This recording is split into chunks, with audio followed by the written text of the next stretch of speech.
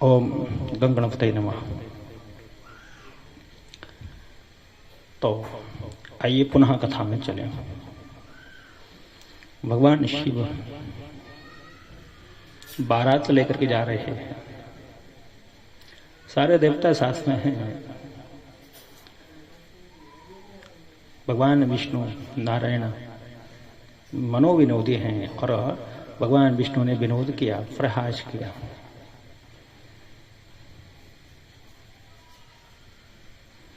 कहा देवताओं से,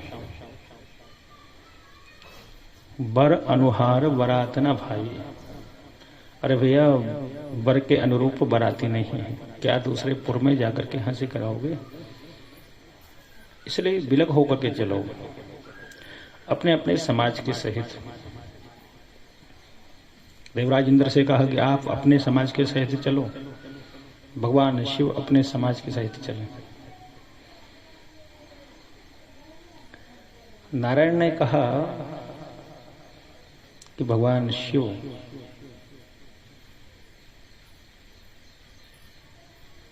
परमार्थी हैं और तुम स्वार्थी हो, क्योंकि सुर नर मुनि सबकी यह रीति, स्वार्थ लाग करें शुभ प्रीति। सब स्वार्थी हैं, पर भगवान महादेव, भगवान तत्पुरुष परमार्थी हैं। बोले कि तुम इनके साथ जा रहे हो, तुम स्वार्थी देव हो, अलग होकर के चलो। आज स्वयं विश्वास के देवता श्रद्धामयी श्रद्धा देवी को विवाहिने जा रहे हैं। वंदे भवानी शंकरौ,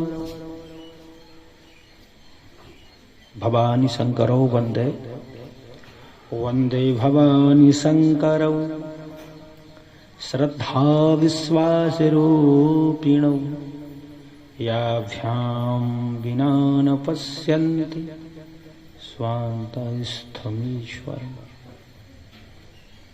भगवान शिव स्वयं विश्वास के देवता या साक्षात विश्वास हैं। जब तक श्रद्धा विश्वास का हमें बल नहीं मिल पाता, ताकत नहीं मिल पाती, तब तक अंदर बैठे हुए परमात्मा को हम पहचान नहीं सकते हैं। तो सर्वप्रथम बंधन किसको करना पड़ेगा? श्रद्धा और विश्वास को। श्रद्धा भगवती जगत जननी मां पराम्बा पार्वती जी, और विश्वास राजे राजेश्वर भगवान महादेव। वंदे भवानी शंकर।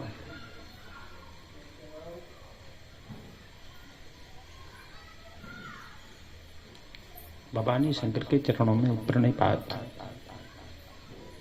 सर्वप्रथम हम विश्वास को मनाएं, भगवान शिव को मनाएं। इसलिए तो इस मानस में, रामचरित्र में सर्वप्रथम भगवान शिव की कथा, क्योंकि शिव कथा से हमारा परिवार जो विपरीत दशाओं में जा रहा है, कहीं इधर कहीं उधर, कहीं आगे कहीं पीछे, कहीं ऊपर कहीं नीचे, तो वो भगवान शिव की कथा को सुन करके और हमारा बिखरा हुआ परिवार बंध जाता है। क्योंकि भगवान शिव के परिवार के वाहनों से हमें शिक्षा मिलती है कि विरोधाभास छोड़ करके, द्वेष भाव छोड़ करके एक साथ प्रेम से रहना सीखो। और जिसने एक साथ रहना सीख लिया, जो संगोष्ठी बनाकर चले, जो समष्टि बनाकर चले, जो एक समूह बनाकर चले, एकता में बड़ी ताकत होता है। और एकता हमेशा अच्छे विचारों से आती है। किसी को साथ लेकर चलना बड़ा मुश्किल है, और उससे भी ज्यादा मुश्किल है किसी के साथ चलना। ये सारी शक्ति कहां से प्राप्त होती है? भगवान शिव की कथा से प्राप्त होती है। ठीक उसी प्रकार से जैसे हमारे नेत्र ना हो, नेत्र विहीन व्यक्ति कहीं चले ना तो इधर टकराता है, उधर टकराता है, कहीं पहाड़ से, कहीं वृक्षों से, कहीं दीवार से, कहीं न कहीं टकराएगा नेत्र नहीं होंगे तो। ऐसे ही जिन्हें विवेक रूपी नेत्र नहीं, वो अंधेरे में घूम रहे हैं, उन्हें पता नहीं क्या करना है, क्या नहीं करना है। तो शिव कथा रूपी नेत्र जिसको प्राप्त हो जाए उसका रास्ता प्रशस्त हो जाता है, उसको उचित अनुचित का उफान हो जाता है।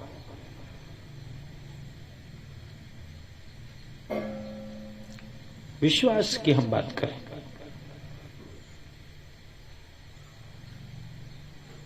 तो जब तक विश्वास नहीं होता अपनत्व जागता नहीं।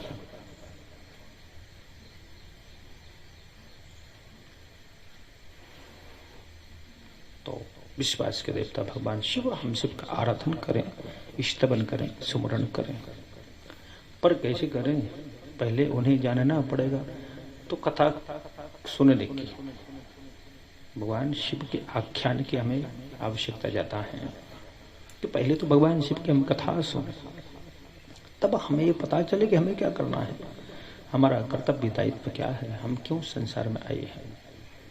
महादेव की कथा से सब पता चल जाता है। तो सर्वप्रथम भगवान के परिवार की तरह, जैसे भगवान शिव के परिवार में दो पुत्र भगवान शिव और प्रांबा जगत जननी माँ पार्वती जी हैं, उनके वाहनों को देखिए, सारे वाहन विरोधाभासी हैं, पर वहां बैठ करके स्वाभाविक जो वैर है उसको छोड़ देते हैं। और वैसे ही हम परिवार में जब रहे ना, एक दूसरे सदस्य के प्रति जो स्वाभाविक वैर कहीं उत्पन्न हो जाए तो उसको शिव कथा रूपी पापक से भस्म कर देना चाहिए, ताकि हमारा द्वेष भाव जल करके भस्मीभूत हो।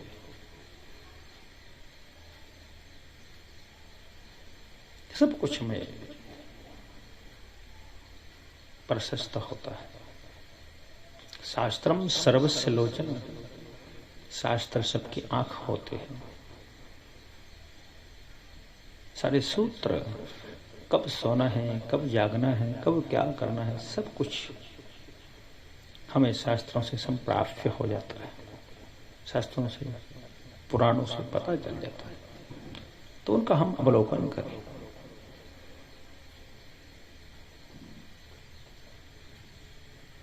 अहरनिश जीव की श्वास चल रही है, एक पल के लिए बंद नहीं होती। और कहीं श्वास बंद हो जाए ना तो उस व्यक्ति को फूंक दिया जाता है। बोले अब इसकी श्वास खत्म है, इसलिए जब तक श्वास है तब तक हम हैं। हमारे अंदर परमात्मा का अंश है और इन सांसों को माप लिया है।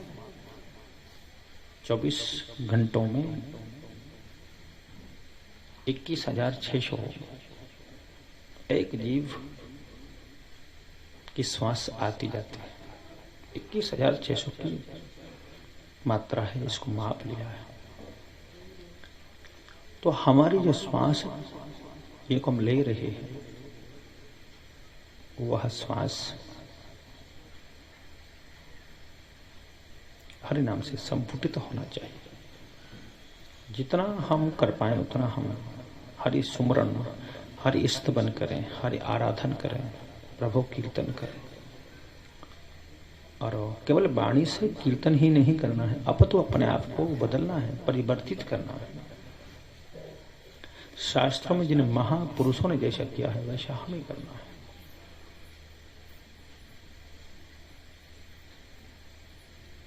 भगवान शिव की बारात जा रही है। नारायण ने, भगवान विष्णु ने स्पष्ट कर दिया कि ये परमार्थी देवता हैं, तुम स्वार्थी देवता हो, इसलिए अपने समाज के सहित अलग हो जाओ। अब भगवान शिव का जो समाज है उसको गोस्वामी लिखते हैं कि समाज में कौन कौन है। ध्यान दें, कहने का भाव यह है, नवधा भक्ति 9 भागों में विभक्त होकर के और मूर्तिमंत होकर भगवान शिव की बारात में जा रही है। गोस्वामी जी के भाव हैं कि स्वयं मूर्तिमान होकर के 9 प्रकार की भक्ति आज भगवान शिव की बारात में सम्मिलित होकर के, कहने का तात्पर्य विश्वास देवता के साथ श्रद्धामयी श्रद्धा देवी का वर्ण कराने के लिए साथ जा रही हैं। 9 प्रकार की भक्ति, श्रवणम कीर्तनम विष्णु स्मरणम पादसेवनम अर्चनम वंदनम दास्यम च सख्यमात्म निवेदन, 9धा भक्ति है। गोस्वामी जी के भाव क्या लिखा है, को मुखहीन विपुले मुख काहू, बिनु पद कर को बहु पद बाहु, विपुले नयन को नयन विहीना, हृष्ट पुष्ट को अति तन खीना। देखिए, बहुत अच्छे भाव बाबा ने दिए हैं। पहली भक्ति है श्रवणम, सुनना,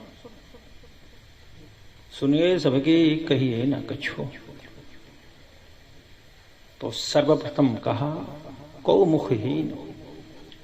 श्रवण भक्ति में सुना जाता है, उसमें मुख की आवश्यकता नहीं है, उसमें श्रवण जितने हों, कर्ण जितने हों, श्रुति पंथ जितने हों, मुख की आवश्यकता नहीं है। तो यहाँ ओ मुखहीन श्रवण भक्ति हुई। विपुल मुख का हो, दूसरी भक्ति आती है कीर्तनम। वो तो कीर्तन मुख से किया जाता है, जितने मुख हों उतने कम। श्रवणम कीर्तनम, तो यहाँ दूसरी भक्ति है विपुल मुख का हो, ये दूसरी भक्ति होगी। श्रवणम कीर्तनम विष्णु स्मरणम, बिनु पद कर, बिना हाथ पैर के। तो श्रवण में हाथ पैरों की आवश्यकता होती नहीं।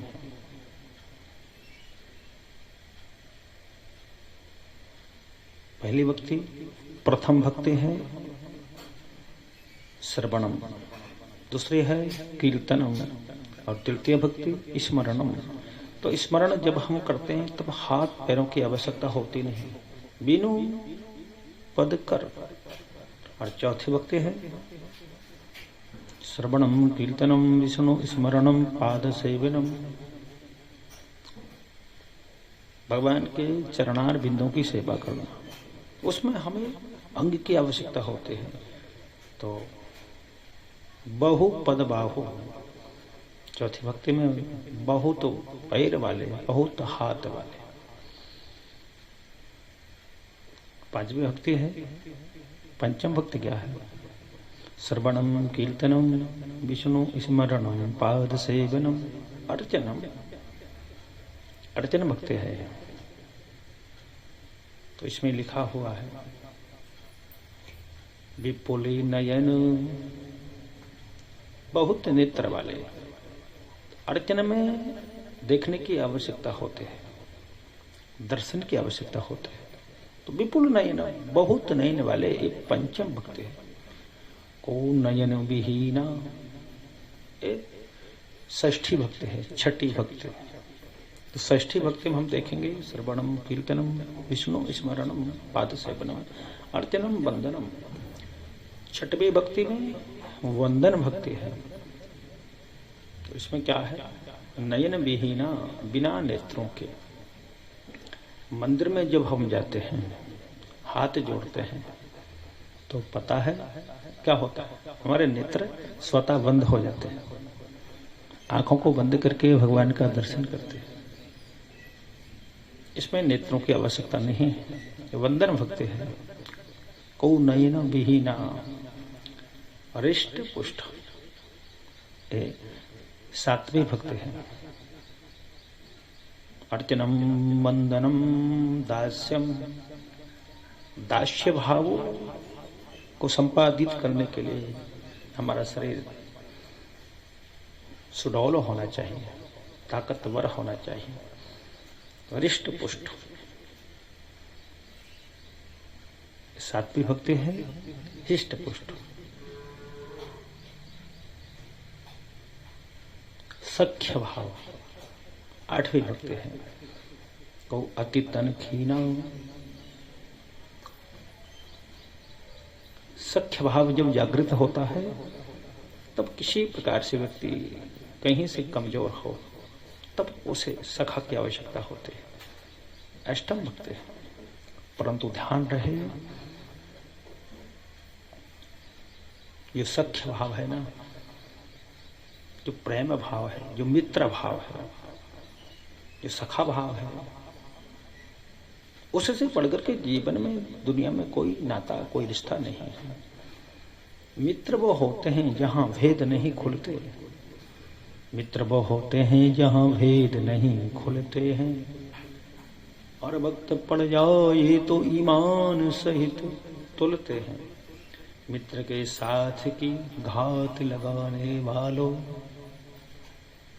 पाप गंगा में नहाने से नहीं धुलते। ये सख्य भाव, आठवीं भक्ति। नौवीं भक्ति हम देखेंगे, नवम भक्ति। तन खीन को अतिपीन पावन, को अपावन गति धर, भूषण कराल कपाल कर सब सद्य सौनित तन भर। नाचे ही गावहि गीत, परम तरंगी भूत सब देखहि अति विपरीत, बोलहि वचन विचित्र विधि। ये नौवीं भक्ति है। और नौवीं भक्ति समर्पण भक्ति होती है। समर्पण में अनुकूल प्रतिकूल, देखें अति विपरीत, अनुकूल हो प्रतिकूल हो, अच्छा हो बुरा हो, जैसा हो तैसा हो, सब समर्पित समर्पण भक्ति है। इस प्रकार से नवधा भक्ति मूर्तिमंत होकर के भगवान शिव के साथ जा रही है।